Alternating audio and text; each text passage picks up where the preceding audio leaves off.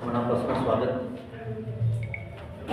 एका नाजूक विषयाला आणि तेवढ्याच महत्त्वपूर्ण विषयाला आम्ही जे काही आमची कैफियत आहे किंवा आमचं म्हणणं आहे ते तुमच्या माध्यमातून नाव सांगू ते नाव विविध पक्षांकडे आणि जे काही राजकारणाला प्रभावित करणारी मंडळी आहे त्यांच्याकडे आमची कैफियत मांडते. आजच्या पत्रकार परिषदेला आम्ही जे आहोत त्यांचा मी आधी परिचय करून देतो. मी प्राध्यापक डॉक्टर रमेश किसे, मी अखिल तेली समाज महासंघाचा राष्ट्रीय अध्यक्ष आहे. जी दिल्लीला रजिस्टर्ड संघटना आहे. माझ्या बाजूला बसलेले आदरणीय विलास बुटलेजी आहेत, जे आपलं तेली समाज संघटना आहेत त्याचे पदाधिकारी. आदरणीय विजय हटवारजी हे संताजी ब्रिगेडचे फाउंडर आहेत आणि आमचे बंधू डॉक्टर विनोद जयस्वालजी शाहू समाज नागपूरचे ते पदाधिकारी आहेत. इतरही काही मंडळी आपल्यामध्ये बसले, परंतु ते कदाचित खूप घातलेले आमचे भावी उमेदवार असल्यामुळे त्यांना स्टेजवर आणलं. पुन्हा आमच्या सगळ्यांच्या वतीनं आपल्या पत्रकार बंधूंचं मनापासून स्वागत. विषय आहे की आता जी डिक्लेअर झालेली नागपूर महानगरपालिकेची जी निवडणूक आहे, आपण नागपूरबद्दलच बोलतोय. सोबतच होऊ घातलेली जी जिल्हा परिषद आणि पंचायत समितीचं जे इलेक्शन राहील त्यामध्ये पूर्ण भारतामध्ये 13% हिशोबाने हा तेली समाज, जर आज भारताची लोकसंख्या जर 145 करोड आहे तर 13% हिशोबाने तेली समाज आजच्या घटकेला भारतामध्ये 19 करोडच्या दरम्यान आहे ऑल ओव्हर इंडिया. आणि एवढ्या मोठ्या 19 करोड लोकसंख्या असलेल्या तेली समाजाला पाहिजे तसं राजकीय अस्तित्व नाही. शैक्षणिक क्षेत्रामध्ये, सामाजिक क्षेत्रामध्ये, व्यवसायामध्ये, काही ठिकाणी शेतीमध्ये वगैरे हा बऱ्यापैकी आहे. जे खाऊन पिऊन सुखी आहेत, फार श्रीमंत म्हणता येणार नाही, परंतु आत्मस्वाभिमान असलेला, प्रामाणिक असलेला, कष्टाळू, मेहनती, उद्यमशील प्रवृत्तीचा समाज आहे. राजकारणाकडे फारसे या समाजाने त्या दृष्टिकोनातून आधी लक्ष घातलं नाही, परंतु कुठल्याही निवडणुकीला प्रभावित करणारा, मग त्या स्थानिक स्वराज्य संस्था असेल, विधानसभा असेल, लोकसभा असेल, त्या सगळ्या निवडणुकांना प्रभावित करणारा हा एवढा मोठा समाज आहे.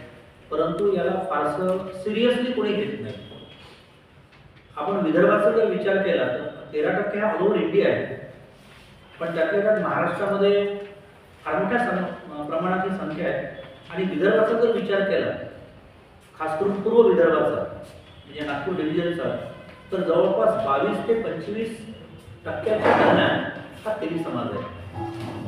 आमचे पोटेन्शियल असलेले जिल्हे जे आहेत, नागपूर आहेत, भंडारा आहेत, चंद्रपूर आहेत, वर्धा आहे, गडचिरोली आहे. परंतु गडचिरोलीमध्ये ते सगळं रिझर्वेशन असल्यामुळे तिथे पाहिजे तसं मोठ्या इलेक्शन्समध्ये आम्हाला प्रयत्न करता येत नाही. तर एवढा मोठा जर 20 ते 25% दरम्यान विदर्भात असलेल्या तेली समाजाला कुठलाही राजकीय पक्ष पाहिजे त्या प्रमाणामध्ये सिरियसली घेत नाही. आमचं म्हणणं आहे की मग जे काही लिडिंग पार्टीज आहेत, कोणाचं नाव घेण्यापेक्षा आपल्याला सगळ्यांना कळत आहे किंवा ज्या काही आघाड्या आहेत, मग महायुती असेल किंवा मग जे काही महाविकास आघाडी आहे किंवा वर NDA आहेत, UPA आहे किंवा त्यानंतर थर्ड फ्रंट आहेत किंवा जे काही छोटे मोठे पक्ष वगैरे आहेत, हे सगळे समाजाच्या प्रतिनिधींना केवळ वेतर म्हणून वापरून घेतात, परंतु पक्ष संघटनेमध्ये पाहिजे तसं स्थान देत नाही. कारण पक्ष संघटनेमध्ये स्थान असल्यानंतर तो आपल्या समाज बांधवांची बाजू मांडू शकतो, परंतु तसं स्थान त्याला मिळत नाही. परिणामी जेव्हा आपण उमेदवारी मागतोय, मग स्थानिक स्वराज्य संस्थांच्या असो किंवा विधानसभेच्या असो, लोकसभेच्या असो, परिषदांच्या असो किंवा राज्यसभेच्या असो, फारसं त्याला कोणी महत्त्व देत नाही. म्हणजे या समाजाने केवळ इतरांना मोठं करावं अशीच राजकारण्यांची अपेक्षा आहे. काही प्रमाणामध्ये सद्यस्थितीमध्ये महाराष्ट्रामध्ये आणि केंद्रामध्ये ज्या पक्षाचं सरकार आहे त्यांनी बऱ्यापैकी न्याय देण्याचा प्रयत्न तो करतो, परंतु एका विशिष्ट लेवलवर गेल्यानंतर ते स्टॉप करून टाकतात. म्हणून ते असेल किंवा आधीच्या सत्तेमध्ये असलेलं जे काही काँग्रेसचं किंवा त्यांना समर्पित असलेले जे काही पक्ष होते, या सगळ्याच लोकांना किंवा थर्ड फ्रंटमध्ये काम करणारे छोटे मोठे जे कोणते नव्याने उभारलेल्या ज्या काही संघटना आहेत किंवा संघटना आहेत किंवा जे आघाड्या बनल्या आहेत, या सगळ्यांना आपल्या माध्यमातून आम्हाला विनंती करायची आहे की या तेली समाजाला आपण गांभीर्याने घ्या.